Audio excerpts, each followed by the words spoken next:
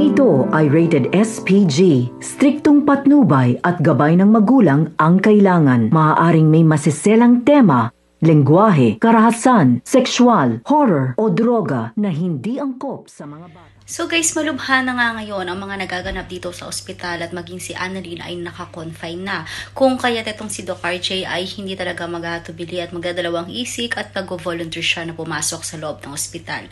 Pinigilan naman siya nito ni Zoe, subalit hindi nito kakayaning pigilan ang kanyang ama sapagkat malubha nga daw ang kalagayan nito ni Annalyn at kailangan nga siya doon sa loob. Samantala, ikinagulat naman ni Giselle na mabalitaan nga niya na si RJ ay nasa loob at dahil nga ito kay Annalyn kung kaya't nag-aalala nga siya para sa dalawang ito.